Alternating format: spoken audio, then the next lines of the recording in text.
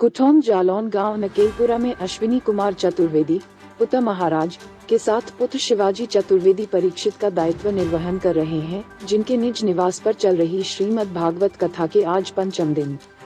बायोवृद्ध कथा व्यास आचार्य विनोद कुमार द्विवेदी रसूलाबाद ने गोवर्धन पर्वत की कथा सुनाकर उपस्थित श्रोता जनों को ग्रस्त आश्रम में भी रहकर विरक्त कैसे बन जा सकता है, कर्म तथा भाग्य में कौन प्रबल होता है, सटीक विश्लेषण कर श्रोताओं को मंत्रमुग्ध कर दिया।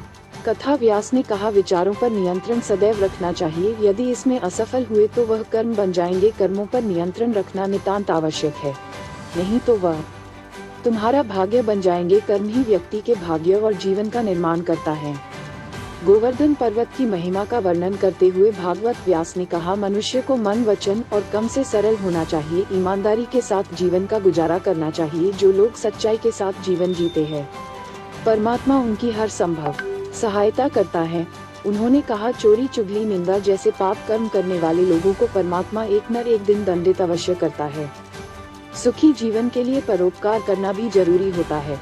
गोवर्धन लीला के विभिन्न झांकियां ने लोगों का मन मोह लिया। कथा व्यास ने भगवान कृष्ण की लीलाओं का भी वर्णन किया, जहां कंस के भेजे विभिन्न राक्षसों का संहार किया, वहीं ब्रिज के लोगों को आनंद प्रदान किया। कथा के दौरान भगवान गिरिराज पर्वत को उठाते हुए ऐसी सुंदर झांकी सजाई गई, जिससे श्रोताजन प्रसन्नचित हो गए। कथा के दौरान भजनों पर श्रद्धालु देर तक नाचते रहे। कथा व्यास ने कहा, इंद्र को अपनी सत्ता और शक्ति पर घमंड हो गया था।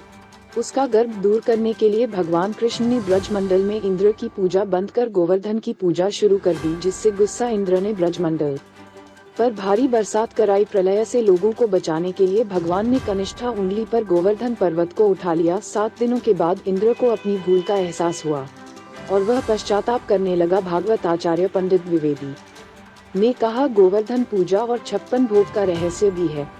उन्होंने कहा, हिंदू पंचांग के अनुसार कार्तिक मास के शुक्ल पक्ष की प्रतिपदा को गोवर्धन पूजा का पर्व मनाया जाता है। प्राचीन समय में पुलस्त्य ऋषि भी गोवर्धन पर्वत के पास पहुँचे। पुलस्त्य ऋषि भी गोवर्धन पर्वत को देखकर मंत्रमुग्ध हो गए थे। भगवान श्री कृष्ण और राधा जी ने यहाँ पर किशोर काल में बहुत सी लीलाएं की थी।